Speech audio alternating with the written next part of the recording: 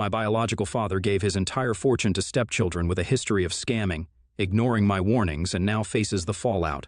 I'm a 34-year-old guy who grew up all my life without a father.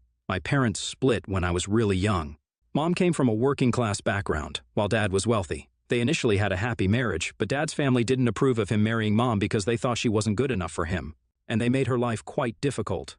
When I came into the picture, it seemed my dad's relatives directed their negativity towards me, pushing my mom to a breaking point. She and my dad argued about it, but he brushed it off, thinking she was just overreacting. As things escalated, my mom reached a breaking point, filing for divorce. I was too young to grasp it all, but all I remember is I went from living in a mansion with staff who waited on us to a much smaller apartment in the suburbs with just my mom and me. My grandparents on my mom's side were true lifesavers. Grandma took care of me while Mom began job hunting, and Grandpa kept a close eye on me, walking me to and from school until I could handle it solo. Despite Dad providing child support monthly, he was never interested in being a father. On our scheduled days together, he'd often flake out at the last minute, leaving me waiting. He gradually stopped making an effort to visit me altogether. I still remember my birthday, eagerly waiting for my dad to join the celebration, yet he'd either show up late and drunk or not show up at all. When I grew older and had a phone of my own, I used to call my dad all the time, but he seldom picked up my calls. My mother, maybe seeing that my dad wasn't being responsible, always tried to be there for me. Oddly, that used to frustrate me even more. I guess as a fiery teenager, I always unfairly blamed my mom for why my dad didn't want to be around. One day, when I was years old, I had a huge fight with my mother and ran away from home. I called my dad, hoping that he could pick me up. He didn't, so I decided to just show up at his doorstep, as I knew his address. I kept ringing the doorbell multiple times until my father opened the door and was taken aback seeing me. I smiled and asked him if I could come in, and that's when I noticed a woman standing behind him. She appeared to be wearing my father's shirt, which struck me as odd at first, until my dad, instead of welcoming me, stepped out of the house to talk to me. He asked me if everything was okay, and I told him that I fought with my mother, so I needed to spend some time at his place until things cooled down. However, he said he wasn't equipped to take care of a teenager. I stared at him blankly, trying to understand what he meant by that. I reminded him that he was my father. He sheepishly looked at me and told me that this was just bad timing, as he was entertaining his lady friend. He started telling me that I should return home to my mother. When my dad said that to my face, it hurt. It was like my rose-tinted glasses shattered, and I saw things as they were. Coming home in tears, I told my mom, and she hugged me, trying to comfort me. She didn't even care about the fight, which made me feel a bit better about myself. After that, I stopped reaching out to my dad. He only texted on holidays, on my birthday, and even then, it was just a one-liner. I quit asking him to hang out or inviting him to school events. The distance just grew from there. I promised myself I'd never let anyone make me feel small again. I wanted to build a life for myself, relying on my resilience and independence. I graduated high school and headed to college with full scholarships. During college, out of the blue, my father called me up one day. It had been years since we talked, and although I hesitated, I reluctantly answered his call, thinking it might be an emergency. From the tone of his voice, he seemed to be drunk. He happily announced that he was getting married next month. I remained stunned as he went on to say he wanted me to meet the love of his life, as he put it, and her children, who are going to be my step-siblings. Hearing this was like a pang in my chest. Although by this point, I knew that my dad didn't love me. I had always chalked it up to the fact that he didn't like kids. But hearing him talk about the stepkids made me wonder if he just didn't love me specifically. He went on and on about how wonderful the stepkids are and can't wait for me to meet them. I politely declined, saying that I was very happy about his marriage, but I didn't want to be involved with his new family. He immediately started begging me, wanting me to be a part of his wedding ceremony. I didn't think this was a good idea at all and did my best to get out of it, but he seemed adamant. When I talked with my mother regarding his marriage, she was as surprised as I was. She didn't expect him to call me after so many years when we had not spoken to each other. She reminded me that I was an adult now, hence I was free to make my own decisions if I wanted to reconnect with him or not.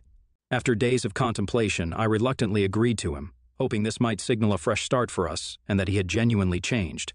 My father invited me for dinner so I could meet his new family before they got married. The dinner was an absolute nightmare, to say the least. His fiancée, Kayla, absolutely hated me in every sense. Her stepkids, Brandon and Ursula, weren't keen on me and refused to talk. The dinner was uncomfortable, clearly showing they didn't want me there.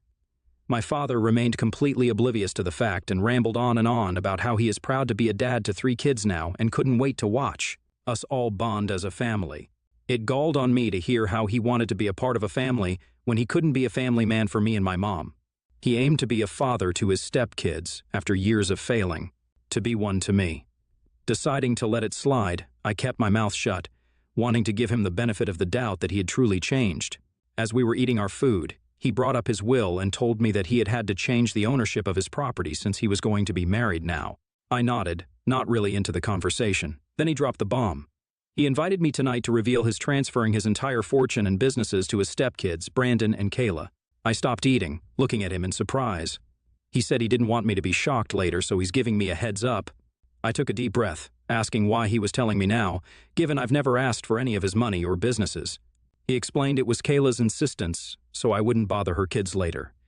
He continued saying I already had a job and he didn't think I needed financial help, while Brandon and Kayla, being jobless, needed to learn the ropes of his business for financial success. He thought this would allow them to be financially successful in life. I sat there, processing the bombshell he just dropped, trying to keep my composure.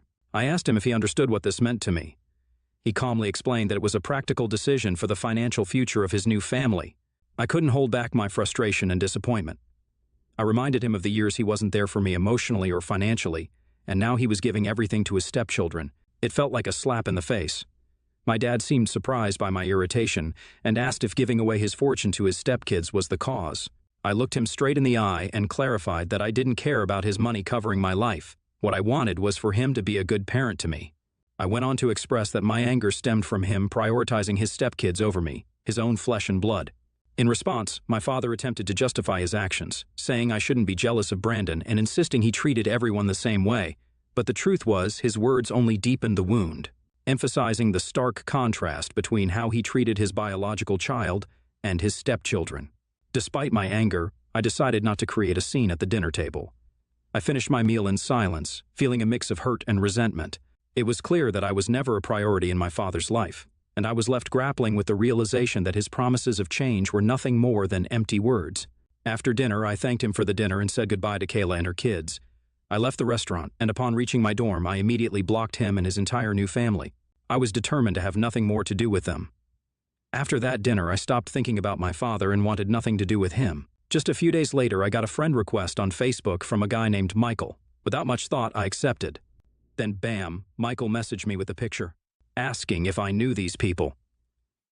My brows furrowed as I downloaded the picture and saw that it was a picture of my dad with his new family. Confused, I asked where he got it and why he was sending it to me. Michael continued by saying he checked my dad's profile and found all pictures of me with him and noticing our similar features. He assumed that I was his son. He explained that he knew Brandon and Ursula from school days and wanted to discuss something crucial with my dad. Since my dad never responded, he decided to reach out to me. Intrigued, I asked what the important matter was, and that's when he dropped a bomb. He revealed that both Brandon and Kayla had a history of scamming people. Growing up in the same neighborhood, Brandon was notorious for his gambling issues and had garnered significant debt he couldn't repay. Meanwhile, Kayla had a penchant for stealing cosmetics and dresses from local stores. Their reputation for theft and gambling was well known, so when one day Kayla suddenly vanished with her kids, it left everyone in their neighborhood shocked. Michael wanted to warn us about them in case they were scammed as well. I asked for proof, and he sent me screenshots of group chat messages where people had discussed Brandon owing them money. He also shared mugshots of Brandon from a past arrest, indicating a troublesome history. Regarding Kayla, since Michael worked as mall security, he had video evidence of her stealing clothes from the stores. The mall's manager, who had already blacklisted her, didn't mind the video going viral to caution others. This got me really concerned because despite not wanting a relationship with my father, I still didn't want him to get hurt. Plus, he had just handed over his entire fortune to them, thinking he would enjoy a good retirement. If these kids were indeed scammers, as Michael warned, his wealth could vanish in no time. I opened up to my mother about this and sought her advice. She was just as shocked as I was. We agreed, and she took the initiative to talk to him, conveying what Michael had shared with me. As expected, my dad didn't take it well and started arguing with my mother. Despite her recounting the entire story, he refused to believe us, suggesting I might be making up the story to get my hands on his wealth. Even when my mom tried showing him the proof Michael sent me, he rejected it, insisting Brandon and Kayla couldn't be involved in such things. My mother is a no-nonsense woman and immediately shut him down. She reminded him that we did our part by giving him a heads up, and now it was up to him to decide what to do. Dad continued to deny any involvement of his beloved stepchildren in scams. Even sent me an email because he was unable to reach me on call and messages, as I blocked him, that I had gone too low this time. and that he couldn't believe I would try to sabotage his relationship with his stepchildren. I was beyond pissed and decided to let this go. I knew his karma was coming to him. He had left his entire fortune to his stepkids, who had a history of scamming. Even after I warned him, he blamed me instead of looking into their past, so I had done my part, and there was nothing that I could do anymore. This was the last time I ever heard from my father. Both me and my mother cut him off permanently. Years passed after that incident. My mother eventually got married to a wonderful man named Luke. He's a fantastic partner to her, and I enjoy spending time with him. I graduated college and currently work in a great company. Through the years, I and my mother have heard from our mutual friends that my dad hasn't been doing well. As expected, his newfound children were slowly depleting his wealth, and the businesses were accumulating a lot of debt. We never interfered, nor did we bother to check up on him. I had moved into my very own apartment and was enjoying my freedom and independence as an adult. One day, the doorbell rang. Opening it, I was surprised to see my father standing there, a mere shadow of the man he once was. I couldn't believe how different he looked and asked if everything was okay. I asked him what he was doing here. He explained that he was in a fix and had nowhere to go. He had gone to my mother's place, but no one answered her bell. I informed him that my mother was on vacation with her husband. He then told me that he had to reach out to our mutual friends to inquire about my address so he could come and see me instead. He asked me if he could come in for a moment. Torn between compassion and years of resentment, I let him in with a condition that he had 10 minutes to explain himself before I would ask him to leave. The tension hung heavily in the air as I gestured for him to take a seat, suppressing the storm of emotions swirling within me. He nervously confessed that he had lost his entire fortune because of Kayla and Brandon. I didn't even flinch at the news because I knew this was going to happen one day and had warned him years ago. He went on to explain that they had plunged the business into substantial debt, unable to repay their loans. Consequently, the bank seized their family house for repayment. Now they were left homeless, residing in a motel. When he tried to talk to Kayla about her children's actions, she got furious and threatened him with divorce. She told him that her children were just trying to do what they felt was right, and that he should not criticize them for it. I was listening to him quietly, but at this point, I couldn't help but interject. I asked him why he was so surprised with what they had done when I had warned him about this very thing. He explained that back then, he didn't want to believe me, thinking I was just jealous of him favoring them. He genuinely believed they were good kids. To my shock, he then started blaming me, that I should have tried to convince him better, and then maybe this mess could have been avoided. I decided that I wanted to teach him a lesson for never taking responsibility for his own stupid mistakes. Determined, I turned on the TV and connected my phone via Bluetooth. I wanted him to witness all the evidence Michael had sent me years ago regarding Brandon and Ursula. My father's eyes widened as he witnessed a cascade of evidence, screenshots, mugshots, and a video capturing Kayla's theft from the mall. The consequences of his decision to trust these deceitful stepchildren were unfolding before him. The pain, betrayal, and devastation filled the room, echoing the emotions he had unknowingly subjected me to years ago. It was a visual reckoning, a bitter recollection of the choices he had made. Mark sat in stunned silence, confronted by the consequences of his actions. The room carried the unspoken weight of truth, and I seized a moment to deliver my own verdict.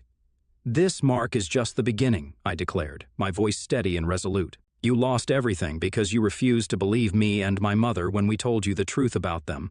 Your legacy is all gone, and now you must face the reality of your decision." I expressed how all my life I had held on to the belief that he was a good person, only to be consistently disappointed at every turn. And now I'm glad he's getting his karma. He began protesting, suggesting I could have taken the evidence to the police, claiming it could have helped him uncover the truth about them. I shouted back, making it clear that it wasn't my responsibility to report them. I reminded him that my mother had tried to show him proof, but he had stubbornly refused. What more did he expect us to do? I firmly asserted that he had no one to blame but himself for losing his entire fortune. He should have known better. With that, I directed him to the door, firmly asking him to leave my apartment. Stunned, he exited silently. Revenge wasn't about sinking to his level, it was about exposing the extent of his misjudgment and ensuring that the consequences of his misplaced trust echoed in the haunting silence of his conscience. Although I feel great about my decision to finally show him the truth about his stepchildren, I can't seem to forget the betrayal on his face when he finally realized who they were. For not convincing my dad enough when he handed off his entire fortune to his stepchildren who have had a history of scamming people? Update 1. I am overwhelmed with everyone's reactions to my post. I just posted a few hours ago, and I already have hundreds of comments. The majority of you seem to agree that I had done all that I could to help my dad avoid this misfortune. To the rest who believe that I could have done better, I just want to clarify that my mother had a very serious conversation with him regarding this, hoping that he would see the truth, but my dad refused to believe us. I didn't want to reach out to him at that time because I was too hurt and wanted to protect my mental health. It was he who took this decision without consulting anyone else. He also never did a background check on Kayla and the kids. With a simple background check, he could have avoided all of this. I don't know if I will ever be ready to have a relationship with my father, at least at the moment, because he has put me through a lot in the past. I will, however, join therapy as advised by everyone so I can work on my issues. Update 2. Hey, something interesting has happened, so I had to update my story. It's been a few weeks since the incident with my dad, but unexpectedly, last night I received a very drunken call from him in the middle of the night. His words were slurred, and he could hardly speak. Concerned, I inquired if something had happened, but the call abruptly disconnected.